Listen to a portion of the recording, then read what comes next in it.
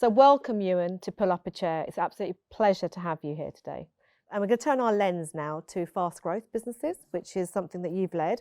You started your business in 2016, Multiverse, which is an apprenticeship company, and you've grown phenomenally over the last 5-6 years, and you're now a unicorn. So congratulations on that. I want to just really start with the lens of a scaling business. What does sustainable growth mean to you? And I always think this is interesting when people ask it, because we never really decouple the two, right? You often get asked about this as if it's a sort of false choice between sustainability and growth. The two have to go hand in hand. Now, that is increasingly being driven by market forces, because growth at all costs was okay maybe 2 years ago. It's absolutely not okay now, right? From a market financial perspective, but also from a social perspective. It's incumbent on every business leader to say, first, let's make sure we're not being net negative to society. And then ideally, let's try and figure out how to be net positive. And in the end, markets, investors, public money reward those things over time.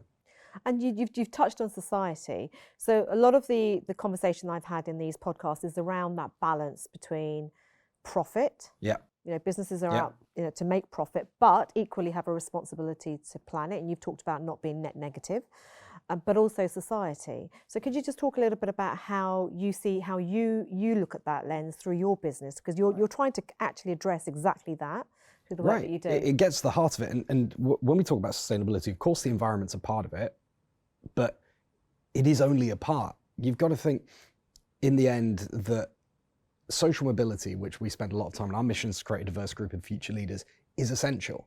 And actually lack of social mobility is eroding the tenets of liberal democracy at the moment, which creates a really big long-term problem. There are a lot of people who feel like they have no stake in the future. There are a lot of people who feel like they're left behind or locked out of the labour market or the best opportunities through no fault of their own, and that becomes toxic. And so the more businesses can focus on addressing these kind of structural problems, so be it in education, be it in access to careers, be it in healthcare and health outcomes, which again, there's a huge amount of disparity around, it's really, really crucial. And governments, I think, at the same time are struggling to deal with some of these problems due to the short-term nature of politics, but also the fact that we've got more polarization in the political arena, certainly in Britain and America, than we've had for a very long time. That's a really interesting point. I'm going to pick up on that a little bit later, if that's okay. But I want to talk a bit about Multiverse. So, you know, I think you or somebody else has talked about in the past, you know, that people who went to universities had a better opportunity or there was a better spread of opportunity, and that we'd end up having a fairer society. Now that clearly hasn't happened, and I'd just like to get your perspectives on why that hasn't happened, but equally how Multiverse starts to face into that. The challenge you've got is twofold. It's partly the increasing costs of higher education. It's also the often inscrutable or inadequate admissions criteria of higher education institutions, and an obsession with academics above everything else.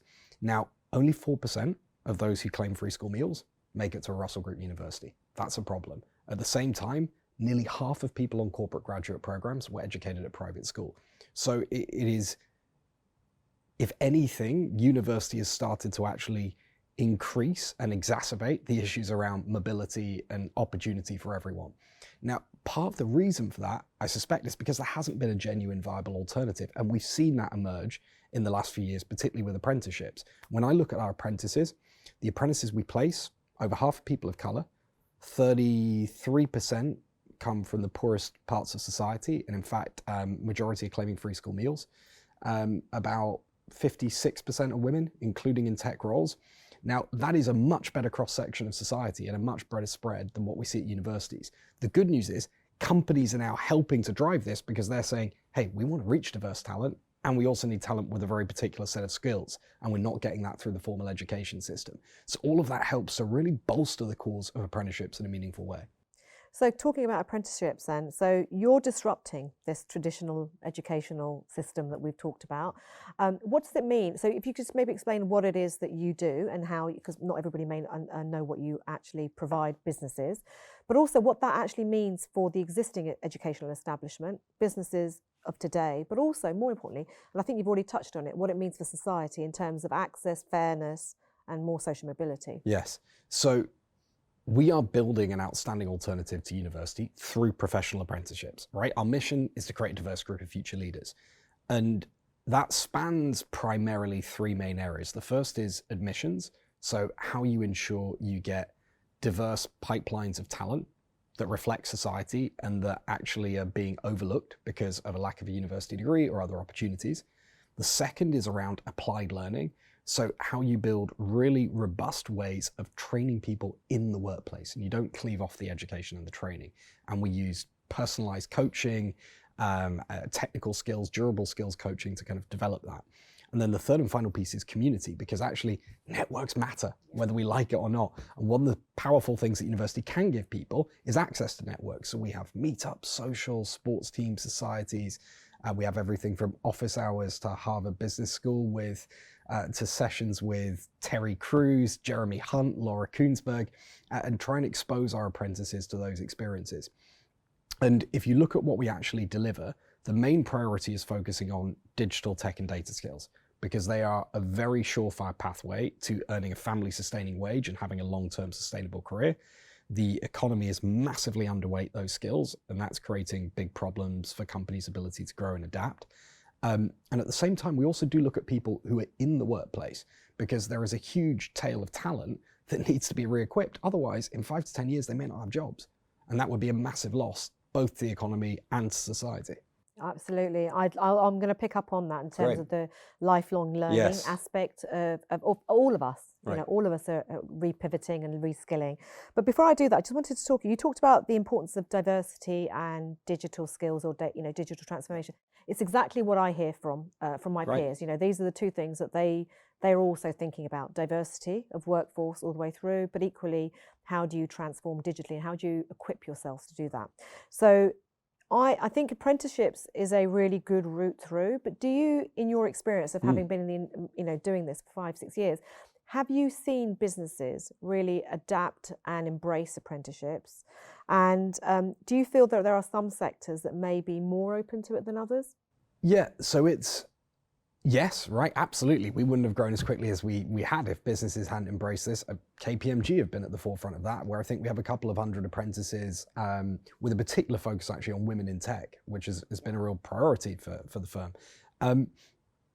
We've seen lots of adoption in financial services. We've seen lots of adoption in technology companies. We've actually seen a huge amount of adoption in more traditional industries, ranging from construction through to the automotive industry, because they're all, they're no longer becoming car makers, they're becoming e-commerce companies, and they're no longer simply building houses, but they're using data to figure out the best ways of kind of building both sustainably and more cheaply and effectively in the future.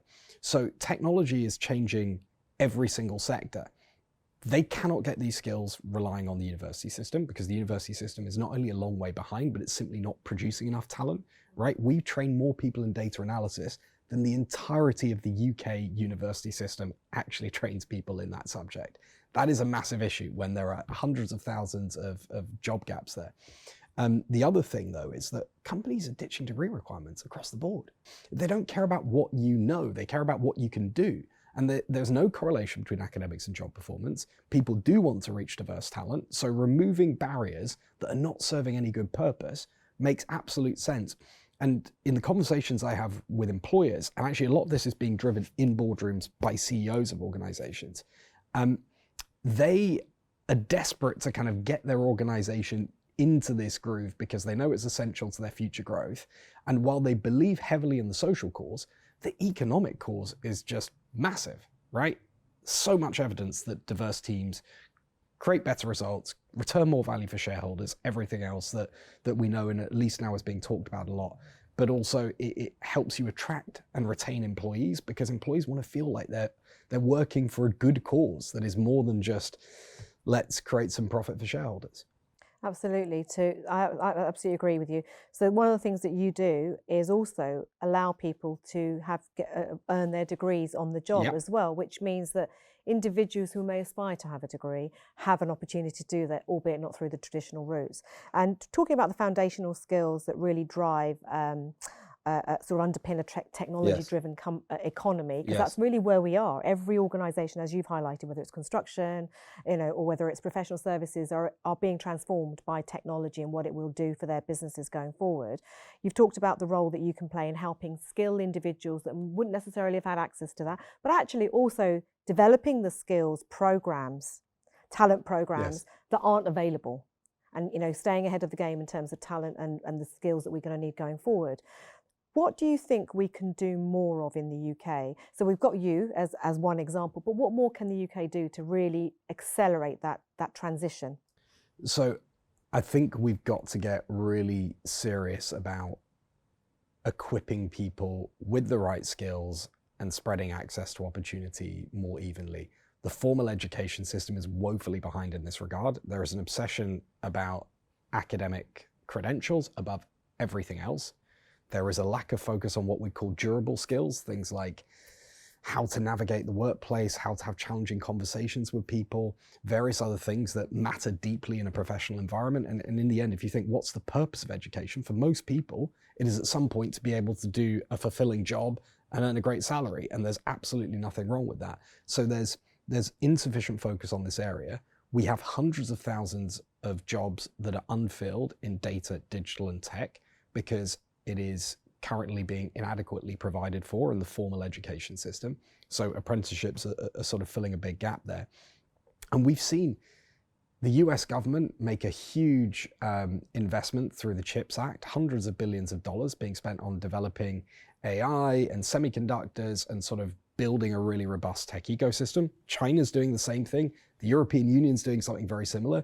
In Britain, we can't afford to be left behind there. So it requires a combination of sort of government focus, but also looking at our education system and looking at pathways and the routes we encourage people to take to access opportunity.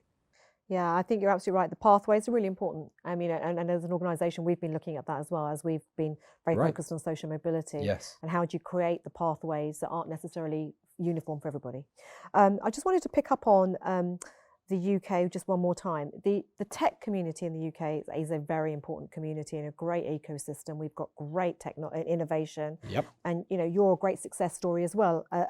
What more do you think the UK can do to sort of kind of really garner and kind of harvest this tech opportunity that we've got here? It's something I've thought about a lot because we raised capital from the US.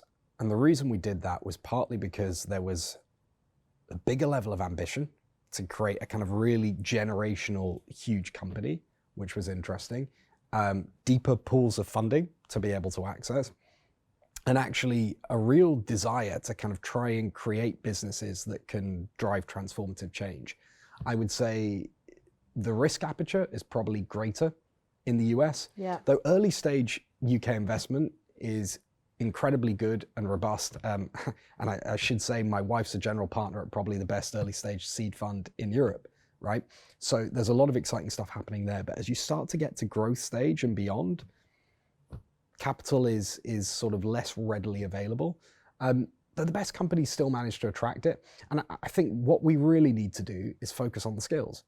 Because if companies can find great talent in Britain, this is a great place to establish a company. It's a great place to work. It gets a really good balance between kind of having suitable employment protections, but also flexibility in and around how things operate in the labor market. We've just got to make sure we kind of encourage Britain's strengths there. And then with the acceptance that in so much of the world, you can no longer import talent in ways that you could. And actually, if you look at CEO earnings calls over the last year, there's been far more talk of onshoring and nearshoring than there has been of things like offshoring. That sort of disappeared as we've seen globalization almost go in reverse in many areas. That means we've got to try and inculcate domestic talent and develop domestic talent. Now that can spread opportunity far more evenly if we get it right, but it requires clear central focus from the government. And I will praise them on the apprenticeship levy. That's been transformative because what it's done is it's forced every single major company to have a serious conversation about what we're doing on apprenticeships. And that then allows for an alternative model to emerge and scale much more quickly than it might have otherwise in companies where previously this wasn't the subject they were engaged in. So that triangulation of skills, Yep. financing, and Yep. entrepreneurship Yep. is, I think, the real Yep. secret for success of Yeah. successful businesses in the UK. Can I just move a little bit to the opportunities that you're filling and the businesses that you work with? I think in something you wrote, you talked about 50 applications for every opportunity in the US. I mean, that's a phenomenal, that tells you there's a need. Right. And that tells you there's appetite. How can organizations help, or how can society, or how can government help those individuals that aren't the one that gets the job? So we know there's an opportunity, we know there's great demand, because this is about society and equality in society. What can we do to help those that don't get the opportunities that are available? So I have a couple of thoughts on this. And actually, by the way, the demand is from individuals to do apprenticeships. We get an application every 11 minutes now, right? Which says something. And in the US, where college has been paramount, right? And 75% of high school leavers will go and apply to college. It's been really interesting to see how much demand there's been for this. The challenge is there's been a lot of focus on what I would call supply side measures. So encouraging individuals to go and pursue apprenticeships, which is great. We welcome them. That's a really good thing. There's also been a lot of focus on training people for skills before they go into the workplace, with the expectation they might then be able to go into the workplace. This is only part of the solution, because the real big differentiator is on the employer side, right? Let's call it the demand side, how you basically create more employers providing apprenticeship opportunities at scale. Because it's no good having people trained with certain skills and taking an alternative path if you don't then have employers saying, okay, we're going to go and tap into this talent. Now, we're doing a lot of that. I think government can play a serious role in raising awareness and convening people, but you've got to kind of match those two things together. And we've got to wean the few remaining employers, but significant numbers still, who believe that degrees are more important than everything else. We've got to wean them off that, because actually it bears no scrutiny in the data. And you can look at anything from, there was a Harvard Business Review article recently just completely deconstructing any relationship between academics and job performance. And we've also got to get employers being really serious about diversity, because they believe it. Most employers want to run diverse workforces. They just don't really know where to start. Absolutely. And I think you're absolutely right. So you talk about whether educational achievements actually are a predictor of success. Yeah. They're not. Yeah.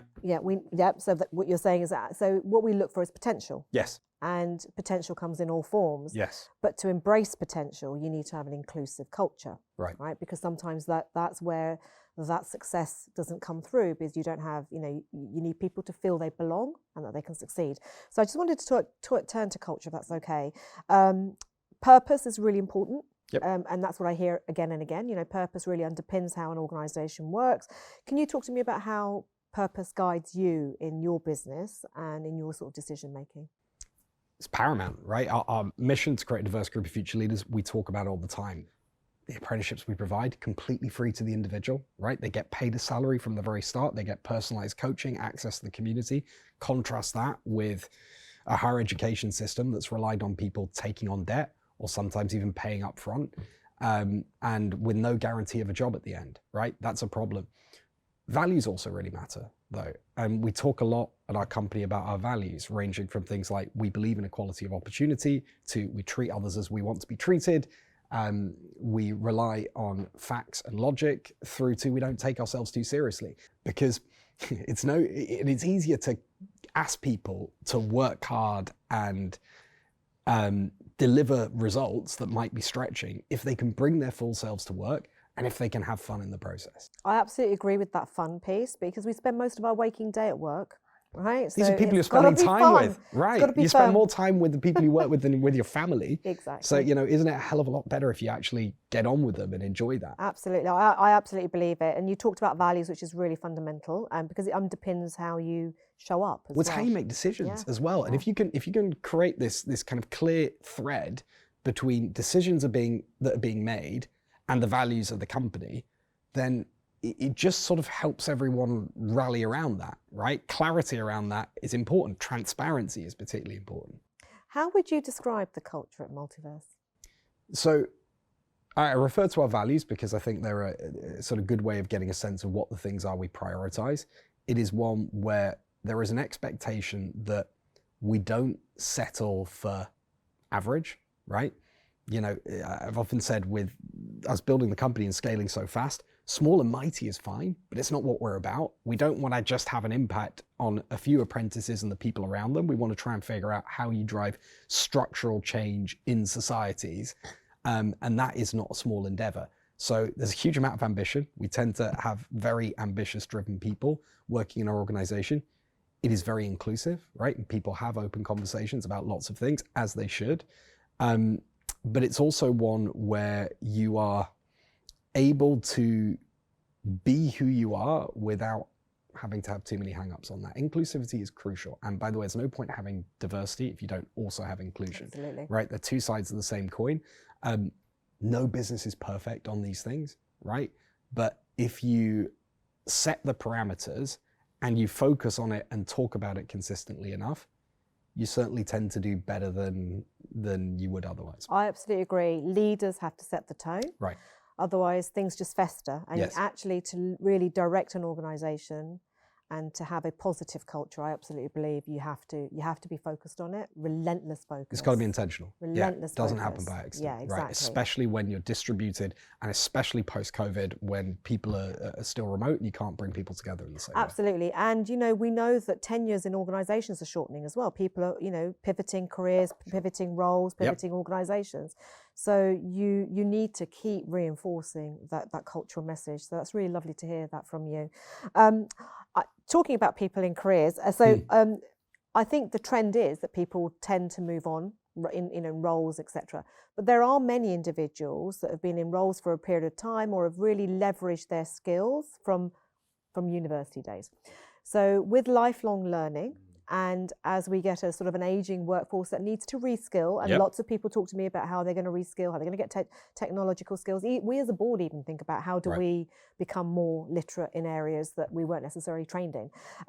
How do you see the role of Multiverse in that phase, rather than sort of the apprenticeship grads, but in terms of the slightly older workforce maybe, and helping them right at the heart of it, right? We have plenty of older apprentices, and it's so important. In fact, the fastest growing part of our business is what I would call the sort of radical reskilling. So taking people in frontline service jobs, be it in the fast food industry or even baggage handlers at airlines, and retraining them in tech, data, and digital roles at those same companies. Because actually, all these companies grappling with digital transformation, and they desperately need to change the composition of their workforces, but they don't want to lose incredible people who are churning at a very high rate in the process.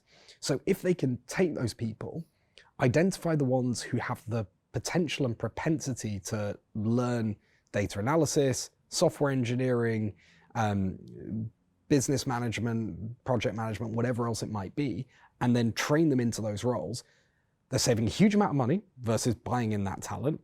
They're creating a really good feel story across their organization because everyone loves the idea of someone being able to develop in their career. And it is one of the most tangible and positive ROI investments that you can make in your workforces. So we're finding that is a really big factor, and it covers everything from mums returning to the workplace through to military veterans, through to people working in frontline, high churn, low wage jobs. Brilliant. Thank you for that.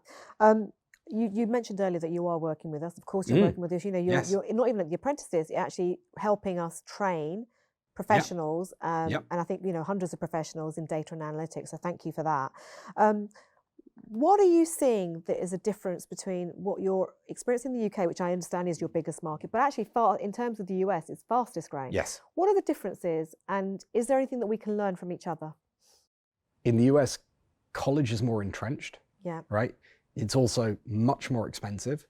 I would argue as well that both the focus at a corporate level and in the social discourse, issues around racial equity are even more pervasive, right? And actually the US has changed dramatically over the last 5 to 10 years in terms of how it talks about these things and deals with these historic challenges. You find that the opportunity set for people without degrees in the US is actually really, really obvious, because if you can get them access to a job, the sheer cost of college, which can run into the hundreds of thousands of dollars, means that they're massively better off at a much earlier stage going and pursuing this route. The problem is, though, awareness is much lower. Most companies still don't really know apprenticeship schemes exist. Now we're taking them through this level of education, and the more big companies we work with over there, from the Googles and the McKinseys through to the Ciscos and the Verizons, right, all of which we're delivering programs with, the more that changes. I think in the UK, there has been a much broader social acceptance of apprenticeships. For example, nearly half of all parents say they think an apprenticeship is better than university for their child in terms of their earnings and their job prospects, versus I think about 10% who don't. So there, I mean, that's shifted dramatically just over the last 5 years. Yeah. In the UK as well, there are just more well-established apprenticeship schemes at the moment, but we're getting there. We are getting there, definitely, definitely. I just want to turn to you a little bit.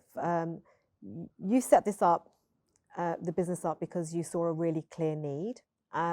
I just wondered if you would, for our audience, because not everybody will understand the context of why this is so important to you and why you're so passionate, clearly so passionate about it. Would you mind just sharing a little bit about your story as to why you set it up? Not at all. I mean, I guess take my first job. So I joined Morgan Stanley in investment banking, armed with a degree in ancient history and a master's in international relations, that taught me absolutely nothing about this job I was supposed to know how to do, and that I'd been hired for because presumably I was qualified. And I remember looking at the graduate class I joined with, all very similar kind of backgrounds. In fact, particularly from a socioeconomic perspective, almost no diversity, predominantly white, predominantly male. And I thought, we have no divine right to be here, because we're learning all this on the job, but this is a consequence of an obsession with a certain set of criteria that bear more in relation to social issues and barriers than they do to kind of efficacy on the job. And I was in banking for 5 years. I wanted to understand how capital gets allocated, how companies scale. I knew these things would be important before then pivoting, and I left to join an organization that was helping long-term unemployed people find jobs. And we helped people who had disabilities, history of incarceration, drug abuse, homelessness, and people who were unable to access jobs for many, many years, and got them jobs. And it was a great thing to do. I spent a lot of time talking to employers about just talent they were missing out by not looking at these pools of talent. The thing that I found frustrating, and I ended up becoming CEO of that organization, we reached a milestone across the company where 100,000 long-term unemployed people had found jobs. The challenge was, too often the jobs we were getting them were minimum wage and high risk. So we could get them a job potentially in cleaning, in hospitality, in retail, in care, but it was very hard to keep them in that job. And the obsession for me increasingly became, what's it going to take to ensure the best jobs of the next decade don't simply go to all the same people as the best jobs of the last decade? Because if we can't address that head on, we will end up with more Brexit, more Trump, more stuff that basically just pulls people apart in democracies. And the idea was university, rather than becoming the solution to the problem, had actually become the problem in and of itself. Build a serious alternative, take this historic apprenticeship model that makes so much sense, right? Combining work and education seems like a really obvious thing to do, and it provides great outcomes. So deliver this at scale, and you can start to address that challenge. I love hearing stories from entrepreneurs, because there's always something that inspires you, and it's clearly equality and access to opportunity. So that's really lovely to hear. As you sort of look to the future, and as a leader of an organisation that's quite sizable, 900 people now, when you think about leadership qualities, who do you aspire to in terms of what sorts of leadership qualities do you aspire to? But I also have a second question. How do you think they're going to change as we look forward? Because the world around us is changing. Yep. The nature of work is changing. You've alluded to it, hybrid working, the expectations of individuals in organisations, and equally the expectations of organisations. Right. So 2 questions there, sorry. What qualities do you aspire to, and then how do you think they're going to change? I think one of them, probably the most important, is clarity of purpose, right? I think that's essential if you're going to rally people around a cause that is difficult to solve, and if you're going to ask quite a lot from them. And most people are really looking for two things from their leaders. They're looking for inspiration and they're looking for development. And if you can give them that, you'll often get the most out of them and be successful in the process. I think the thing that we'll see more and more of, and it's partly being driven by Gen Z, but it's also partly being driven by an acceptance that companies need to be more open, is transparency. I think the more transparent you can be with people, from everything from financials through to why certain decisions are being taken, the better. And I think it heads off a lot of problems at the pass. I think you're absolutely right. People really do. People want to grow, so there's development, but transparency builds trust. Absolutely. Right. And as we look forward, do you think that's going to change, or do you think that is just going to build on that?